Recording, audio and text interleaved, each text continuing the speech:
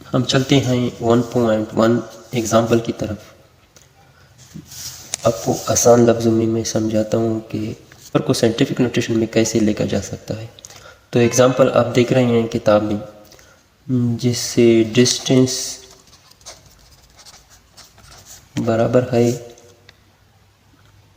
यानी average distance between earth and moon is 3844000000 metre. Write this number in standard form scientific notation. तो इसको हम standard यानी scientific notation में लिखते हैं 3844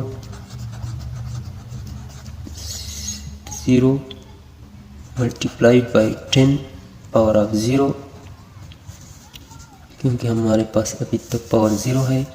और इसे साइंटिफिक नोटेशन में तब्दील करने के लिए यहाँ अगर हम एक पॉइंट लगा लें और यहाँ 0 लगाएं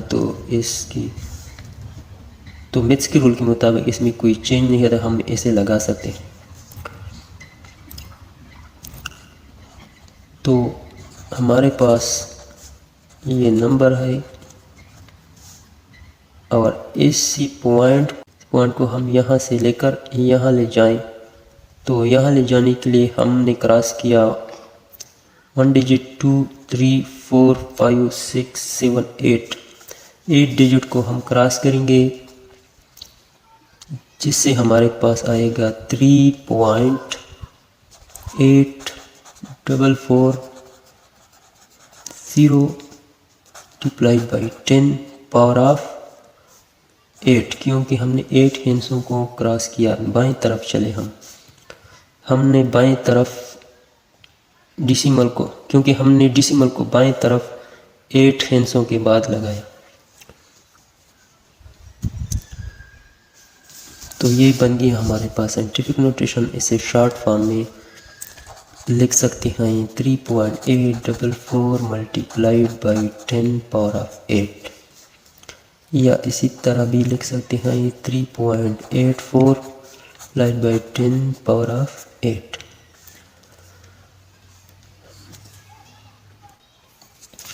अब हम चलते हैं एक्सटेंशन एक्सरसाइज 1.1 की तरफ, जो पेज नंबर 10 पर मौजूद है। Why we use the word average in problem statement, यानी प्रॉब्लम स्टेटमेंट में हम एवरेज का लफ्ज़ क्यों यूज़ करते हैं। तो एवरेज का लफ्ज़ इसलिए इस्तेमाल करते हैं, यानी इसने एवरेज का लफ्ज़ इस्तेमाल किया अर्थ एंड मून के दरमियान फासले के लिए। तो चलो कि जब मून अर्थ के अराउंड गर्दिश करता है तो मून और अर्थ के दरमियान फासला एक जैसा नहीं होता, यानी एक मुकाम पर इसका फासला फ़र्ज़ करें 3,84,400 मीटर है, 3,84,400 किलोमीटर है। इसी में मेजर की तरफ आएगा तो इसका फासला होगा 3,84,800 किलोमीटर, यानी हर पॉइंट पर इसका फासला तब्दील होगा। तो हम ये नहीं बता सकते कि अर्थ और चांद के दरमियान ये फ़िक्स्ड फासला है, क्योंकि ये फासला फ़िक्स नहीं है, तब्दील होता रहता है। तो इसलिए हम एवरेज का लफ्ज़ इस्तेमाल करते हैं। तो एवरेज को मालूम करने के लिए हम अमूमन हर पॉइंट पर फासला मालूम करते हैं, यानी फ़र्ज़ करें हम लेते हैं एक अर्थ और मून के दरमियान फासला, तो ये है इसका ऑर्बिट। मिसाल के तौर पर यहाँ का फासला है, वैसे तो फासला 3,84,400 किलोमीटर है, और यहाँ जब थोड़ा ज़्यादा हमसे ने कम बना दिया, लेकिन यहाँ थोड़ा ज़्यादा फ़र्ज़ कीजिए कि यहाँ पर है 3,84,800 किलोमीटर। फ़र्ज़ करिए यहाँ पर भी इस पॉइंट पर भी फासला इससे भी कम है और यहाँ पॉइंट पर फासला इससे भी कम है। मिसाल के तौर फासला इतना है नहीं, लेकिन आसानी के लिए हम फ़र्ज़ करते हैं कि यहाँ पर फासला है 400 किलोमीटर और यहाँ पर फासला है 800 किलोमीटर, यहाँ पर है 200 किलोमीटर, यहाँ पर है 100 किलोमीटर। तो हम ये नहीं कंसीडर कर सकते कि चाँद और अर्थ के दरमियान, मून और अर्थ के दरमियान फासला कितना है।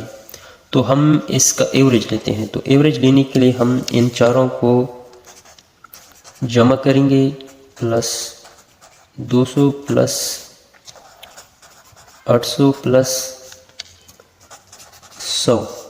तो इसे जमा करने से हमारे पास आएगा 0 0 4 प्लस 2 6 प्लस 8 14 प्लस 8 15, यानी हमारे पास ये 15 आ गया।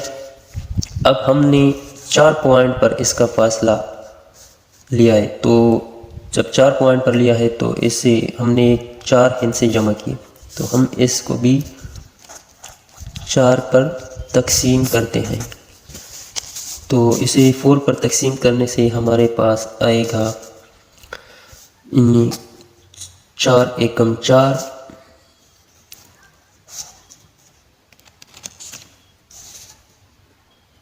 375,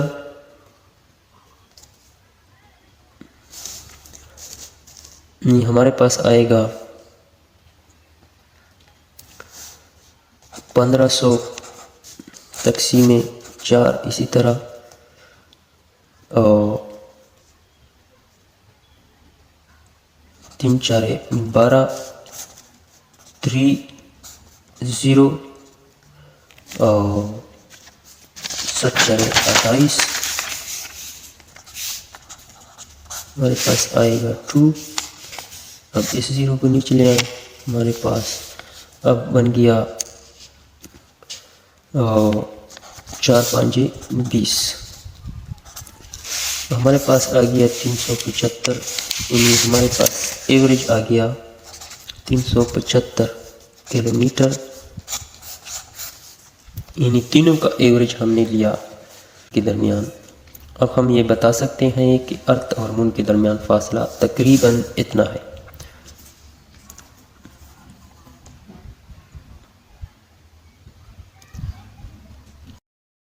हम चलते हैं असाइनमेंट 1.1 की तरफ, मास ऑफ अर्थ।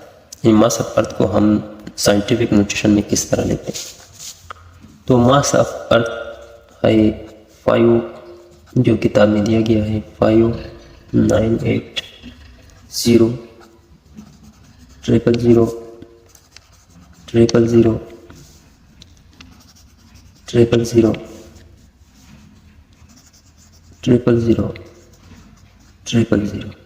000 kg।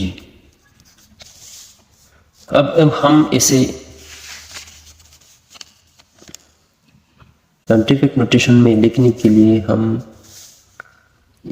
तकरीबन यहाँ पर लिखने के लिए हम यहाँ लगाएंगे एक पॉइंट, इसके साथ एक 0।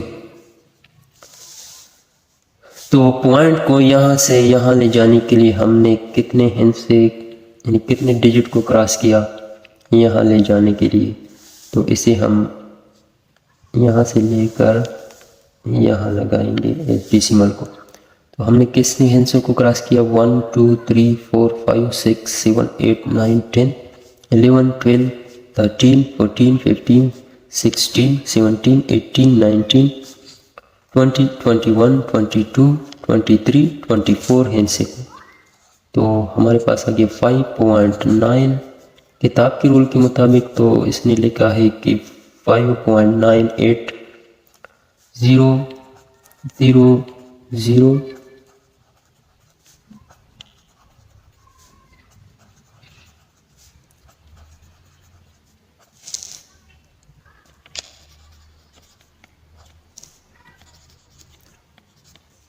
किताब के रूल के मुताबिक इसके लिखने का तरीका ये है कि यहाँ पर हम लिख 24 पावर ऑफ 24 एक्सपोनेंट 24, और ये हमारे पास आ गया मिंटिसा और ये आ गया एक्सपोनेंट।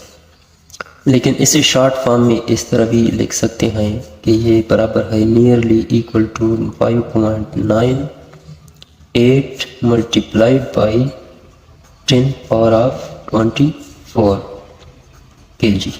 इसे शॉर्ट फॉर्म इस तरह भी लिख सकते हैं। अब हम चलते हैं एग्जांपल 1.2 की तरफ। Number of second in an year. यानी एक साल में कितने सेकंड होते हैं। एग्जाम्पल दिया गया है, लेकिन आपको मैं शॉर्ट समझाता हूँ कि एक साल में यानी 1 ईयर में हमारे पास 1 ईयर के जिसमें होते हैं 1 ईयर में 365 दिन, 365 डेज, 365 डेज इन 1 ईयर। अब एक दिन में 24 आवर होते हैं 1 डेज में। अब इसको हम जब सॉल्व करेंगे तो इससे हमारे पास आएगा मिनट। अब एक आवर में इससे हमारे पास आएगा आवर। अब एक आवर में 60 मिनट होते हैं। जब इसे हम सॉल्व करेंगे तो हमारे पास आएगा मिनट। अब एक मिनट में 60 सेकंड होते हैं। अब किताब के रूल के मुताबिक हम वाई को वाई से कैंसिल करेंगे, डे को डे से कैंसिल किया, आवर को आवर से, मिनट को मिनट से, हमारे पास बच गया सेकंड। अब 1 multiplied by 365 multiplied by 24 multiplied by 60 multiplied by 60 second, जिससे हमारे पास 1 ईयर बराबर है 3153600 सेकंड। और इसे साइंटिफिक नोटेशन में लिखने के लिए 1 ईयर बराबर है, यहाँ से हम डेसिमल को ले आते हैं यहाँ तक तो 3.15। शॉर्ट फॉर्म तो इसका ये है कि हम 1.15 मल्टीप्लाइड बाई 10, लेकिन किताब में लिखा गया है कि 1.36000 multiplied by 10⁻7 second. In short form इसे लिख सकते हैं 1.15 मल्टीप्लाइड बाई 10⁻7 सेकेंड।